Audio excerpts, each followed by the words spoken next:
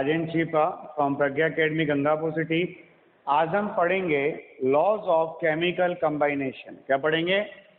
Laws of chemical combination. Clear? Laws of chemical combination का mean क्या है कि जब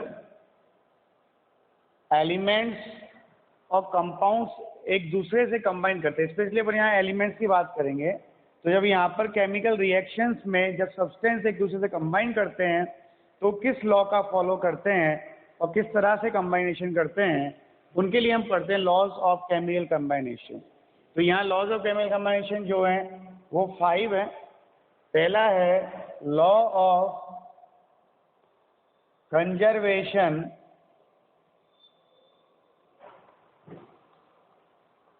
of mass. Laws of conservation of mass. दूसरा है law of constant proportion.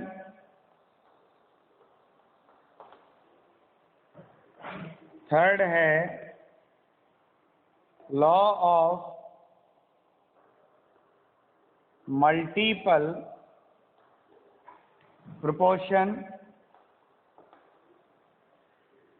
Fourth है लॉ ऑफ रेसिप्रोकल प्रोपोर्शन।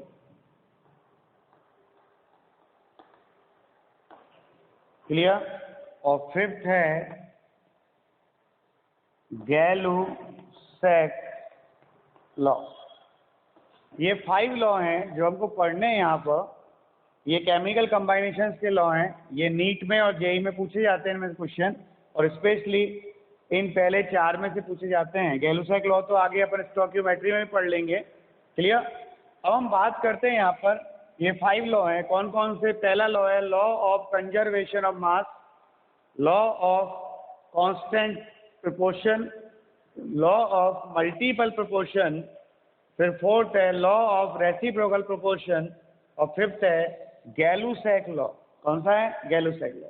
अब हम स्टार्ट करते हैं। पहला law of conservation of mass. Okay, law of कंबाइनेशन जिसका नाम है लॉ ऑफ कंजर्वेशन ऑफ मास, जो क्या कहता है? ये लॉ कहता है कि in a chemical reaction total mass remains constant, means mass neither be created or nor be destroyed. Clear? क्या कहता है ये लॉ कहता है in a chemical reaction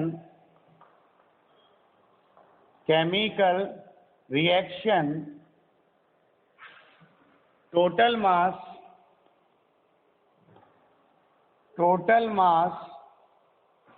remains constant. Total mass क्या रहता है? कांस्टेंट रहता है। या हम कह दें, ये क्या कहता है ये लॉ कहता है कि mass neither be created nor be destroyed. Clear? In a chemical reaction. In a chemical reaction मतलब एक केमिकल रिएक्शन में मास ना तो क्रिएट होता है और ना ही मास डिस्ट्रॉय होता है। मींस मास जो होता है, टोटल मास, वो कांस्टेंट होता है। क्या होता है? टोटल मास कांस्टेंट होता है। क्लियर? कोई कंफ्यूजन? इसका मीन क्या है कि जैसे ये रिएक्टेंट है, ये एक रिएक्शन में रिएक्टेंट है और ये किस में कन्वर्ट हो रहा है? प्रोडक्ट में कन्वर्ट हो रहा है। तो यहाँ पर जो लॉ लगेगा वो लॉ क्या लगेगा? यहाँ लॉ आएगा सम of masses of reactants is equals to sum of masses of products. Clear है? मतलब रिएक्टेंट का जो मास है उनका जो सम आएगा वो प्रोडक्ट के मासेज के सम के इक्वल आएगा। ये कहता है law of mass action. Clear? इसका मतलब है ये दोनों इक्वल आएंगे, इसका मतलब क्या है, ना तो मास क्रिएट हुआ और ना ही मास डिस्ट्रॉय हुआ। क्लियर? अब हम यहाँ पे बात करें, क्या लॉ है आपका, sum of the masses of reactants is equal to sum of the masses of products. Clear? अब जैसे आपने यहाँ पे मान लो एक रिएक्शन ले ली कोई भी, उस रिएक्शन के लिए आपने ये लॉ लगाना चाहा, कैसे लगेगा वो देखिएगा। जैसे आपने यहाँ पे ले लिया, suppose that NaCl plus H2SO4, clear, क्या बनाएगा यहाँ पर, ये बनाएगा NaHSO4 और प्लस HCl, ये बनाएगा। तो यहाँ रिएक्टेंट कौन है, NaCl और H2SO4, प्रोडक्ट कौन है, NaHSO4 और HCl। तो यहाँ लॉ क्या लगेगा, लॉ लगेगा यहाँ पर mass of NaCl plus mass of H2SO4, ये तो रिएक्टेंट का मास हो गया, sum of the mass of reactant हो गया, बराबर प्रोडक्ट में क्या क्या है, ये दोनों है तो इनके मासेज का सम होएगा। तो यहाँ पे क्या आएगा, mass of NaHSO4 plus mass of HCl, क्या आएगा भाई, मास ऑफ HCl। ये कहलाता है आपके लॉ ऑफ मास एक्शन, कहलाता है law of conservation of mass. Clear? जो क्या कहता है, sum of the masses of reactants is equal to sum of the masses of products. कोई कंफ्यूजन है तो आप बताइए। क्लियर? जैसे आपको यहाँ पर एक एग्जांपल दे दिया, मान लो यहाँ पे वो क्वेश्चन दे दे कि इन ए रिएक्शन या इन द कंब्यूशन ऑफ CH4,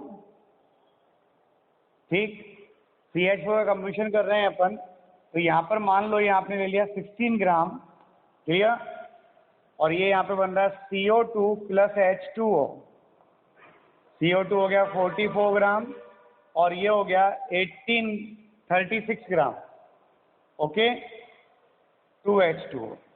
तो यहाँ पे कह रहा है कि हाउ मैनी ऑक्सीजन रिक्वायर्ड, क्या कह रहा है, in the combustion of CH4, 16 gram CH4, 44 gram CO2 and 36 gram H2O formed, then how much oxygen required, ये अमाउंट पूछा है। Clear?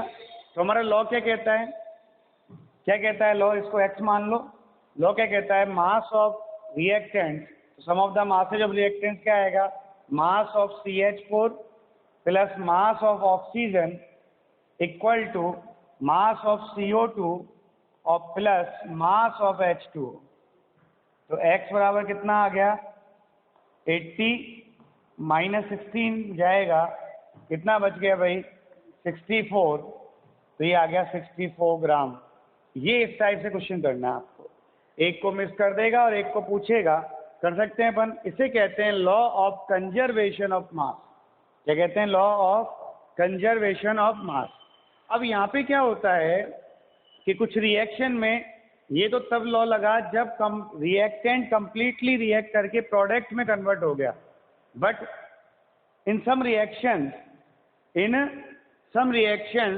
Some amount of reactant remains unreacted, मतलब रिएक्टेंट की कुछ अमाउंट अनरिएक्टेड रह गई, तो वो उस केस में हम कैसे लगाएंगे लॉ को, वो देखिएगा। तो उस केस में लॉ लगेगा क्या, उस केस में क्या लॉ लगेगा, जब अनरिएक्टेड है रिएक्टेंट की अमाउंट, तो वहां पर जो लॉ लगाना है आपको, तो एक सिंपल सा कंसेप्ट याद रखें, मास बिफोर द रिएक्शन और मास आफ्टर द रिएक्शन। कब, जब अनरिएक्टेड रह जाए। तो यहाँ पे हम कह रहे हैं if some amount, if some amount of reactant remains unreacted, क्या रह जाता है भाई, वो remains unreacted, क्लियर है, then लॉ इज, लॉ क्या लगेगा, ये लॉ लगेगा mass before reaction is equal to mass after reaction. Clear, reaction से पहले मास और रिएक्शन के बाद में मास, इसको अपन को देखना है। तो आप देखिएगा हमारे इस केस में लॉ क्या लगेगा, मास बिफोर द रिएक्शन। जब रिएक्शन हुई नहीं तो रिएक्टेंट ही रिएक्टेंट है, और रिएक्शन के बाद क्या है, प्रोडक्ट है। और जिस रिएक्टेंट ने रिएक्शन नहीं की, अनरिएक्टेड रिएक्टेंट है, वो बच गया, वो यहाँ पर आएगा मास आफ्टर द रिएक्शन। तो क्या बनेगा यहाँ पर, mass of reactant is equal to mass after reaction. कौन कौन बचा, mass of product plus mass of unreacted reactant. क्या बचेगा भाई, mass of unreacted reactant. Clear. अब जैसे एक एग्जांपल आ गया, मान लो वो कह रहा है कि व्हेन 9.8 ग्राम, क्या कहा इसने, when 9.8 gram of H2SO4 react with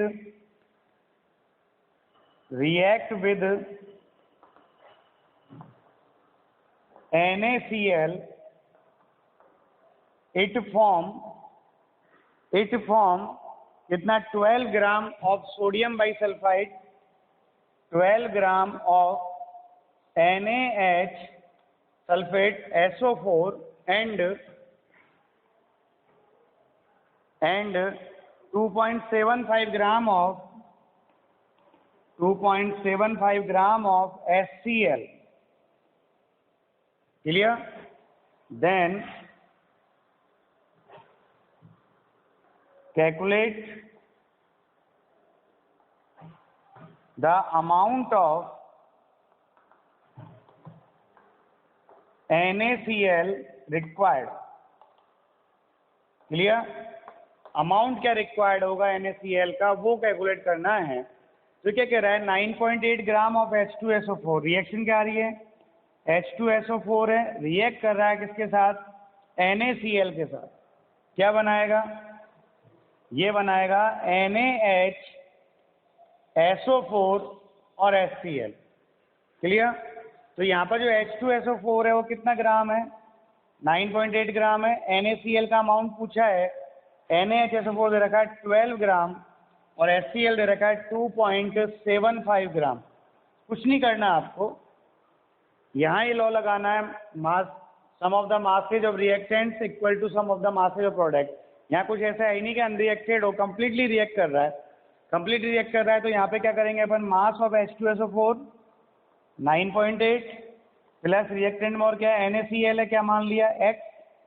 क्या मान लिया इसको अपन ने, X मान लिया।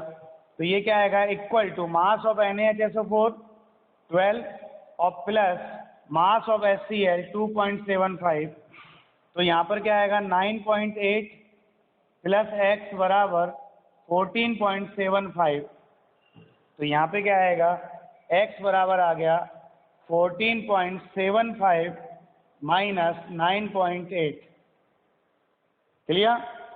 और 9.8 तो कितना बचेगा, ये 5 आया, यहाँ हो गया 7, 17 में से 8 जाएगा तो कितना बचेगा, 9, यहाँ हो गया 10, 4.95 ग्राम NaCl रिक्वायर्ड होगा।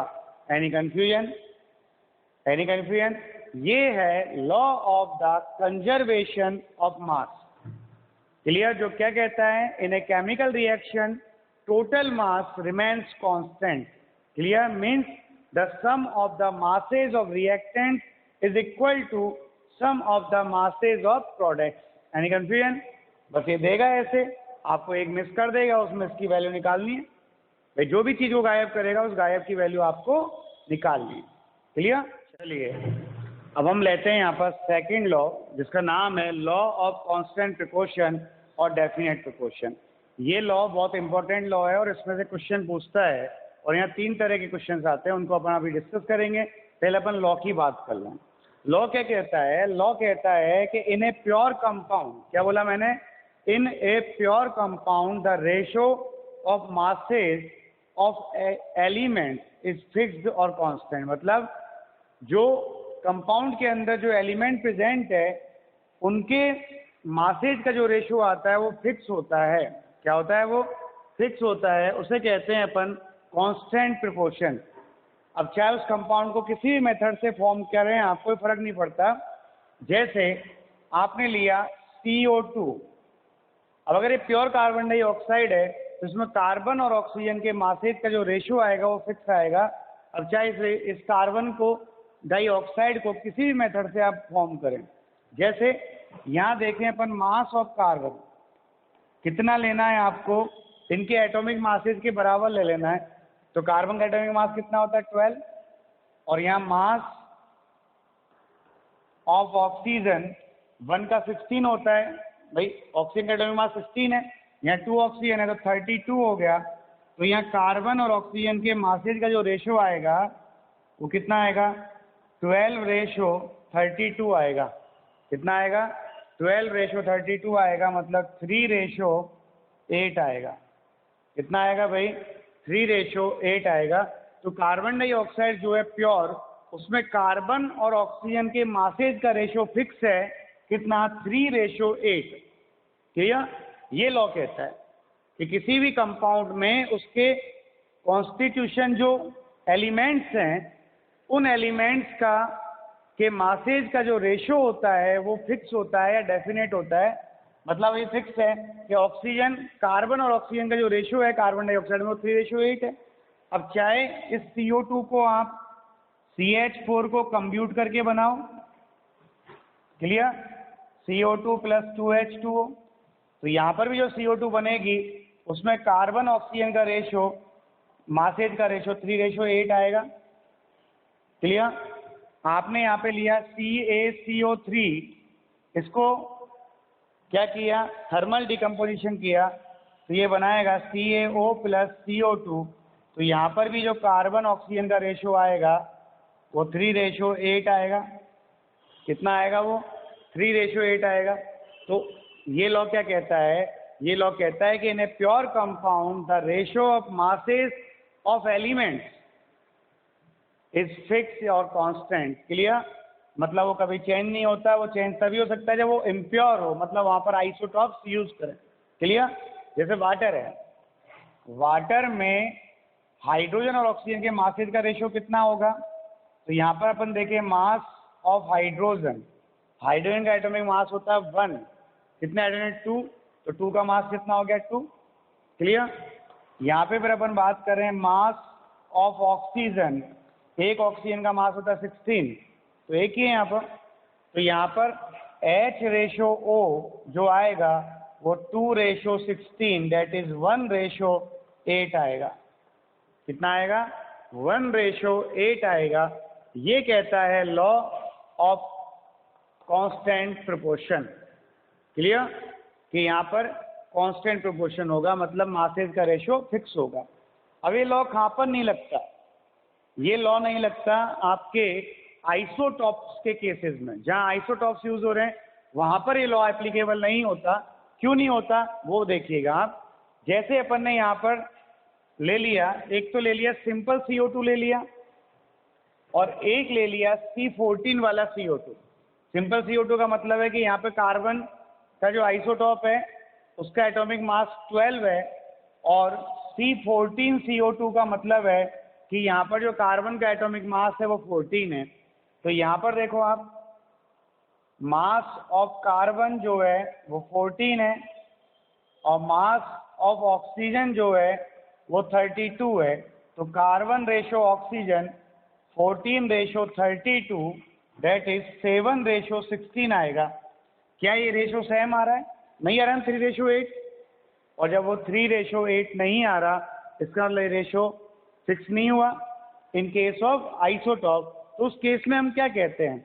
उस केस में ये जो लॉ आएगा वो ये लॉ कहता है कि sir in a pure compound the ratio of number of atoms of elements is constant। मतलब उस कंपाउंड के अंदर प्रेजेंट जो एलिमेंट्स हैं उनके एटम्स का रेशियो फिक्स होता है। Clear?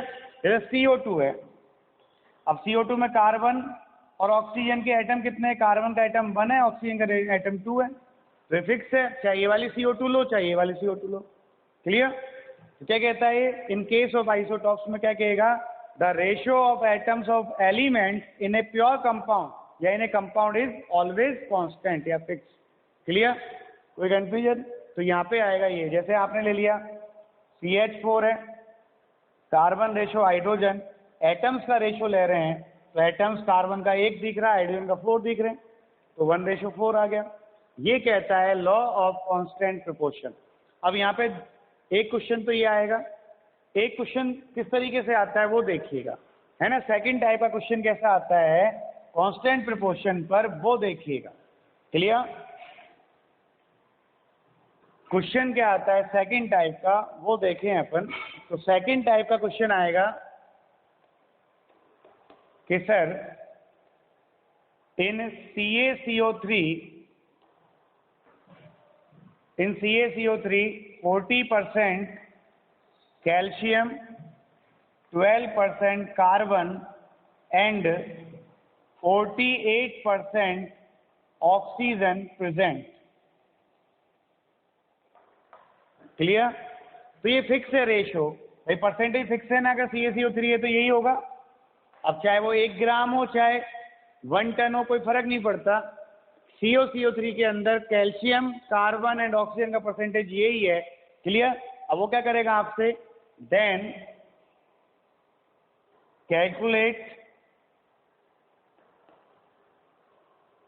Calculate the mass of calcium and carbon present in 5 kg of CaCO3। Clear? मतलब ये कह रहा है कि भाई CaCO3 में कैल्शियम, कार्बन और ऑक्सीजन का परसेंटेज ये है। क्लियर? तो उसमें कि 5 kg में कितना कैल्शियम और कितना कार्बन प्रेजेंट होगा वो बताइए। तो देखो ये परसेंटेज तो फिक्स रहेगा भाई, कांस्टेंट प्रोपोर्शन का मीन ही यही है कि ये यहाँ पर जो मास परसेंटेज है वो तो फिक्स है। अब चाहे सैंपल 1 ग्राम हो, चाहे 1000 ग्राम हो, चाहे 1 टन हो, चाहे पूरा एक पहाड़ हो, लेकिन अगर प्योर है तो उसमें यही रेशियो, यही मास परसेंटेज रहने वाला है। ये कहता है कांस्टेंट प्रोपोर्शन। ये परसेंटेज फिक्स है, ये चेंज नहीं होगा, और नहीं होगा तो यहाँ पर अपन बात करें किसकी, कि सर मास ऑफ कैल्शियम कितना आएगा। क्लियर? तो मास ऑफ कैल्शियम कितना आएगा, टोटल कितना दे रखा CaCO3 5 kg। अब CaCO3 में कैल्शियम कितना परसेंट है, 40%, तो 40/100। क्लियर? ये गया 5 से 2 बार गया, 2 से 2 बार गया, बराबर ये आ गया 2 kg। कितना kg आ गया? कैल्शियम कितना प्रेजेंट होगा उसमें, 2 kg। अब अगर ऐसे ही अपन से कोई पूछ लेता मास ऑफ कार्बन कितना होगा, 5 का 12%, तो 5 × 12/100, 5 से गया 20 टाइम और 2 से गया 6 टाइम और 2 से गया 10 टाइम, बराबर 0.6 kg। कितना kg आ गया? 0.6 kg। ऐसे यदि ऑक्सीजन का मास पूछ ले तो मास ऑफ ऑक्सीजन कितना आएगा, 5 kg का 48% है, तो 48/100। ओके, तो वही 20 टाइम। क्लियर? 2 से 10 टाइम और 2 से 2 24 टाइम, 10 से गया 2.4 kg।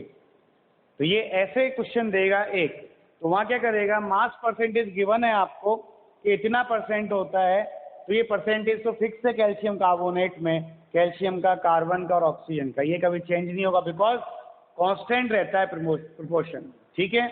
अब वो कितना भी दे दे, 5 किलोग्राम दे दे, 5 ग्राम दे दे, 5 क्विंटल दे दे, 5 टन दे दे, कोई फर्क नहीं पड़ता, उसी अनुसार वैल्यूज आ जाएंगी आपके, जितना देगा आंसर। बस आपको परसेंटेज यही फिक्स करनी है जो है। क्लियर? जैसे एक और क्वेश्चन की अपन बात करें जैसे अपन को कह दिया है ना, एक क्वेश्चन और दे दे अपन को, क्या देखिएगा यहाँ पर आपको बोल दिया कि सर इन CaO या इन H2O यानी water 88.88%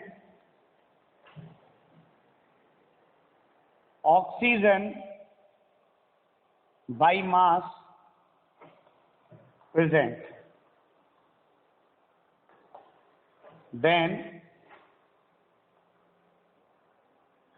calculate the mass of oxygen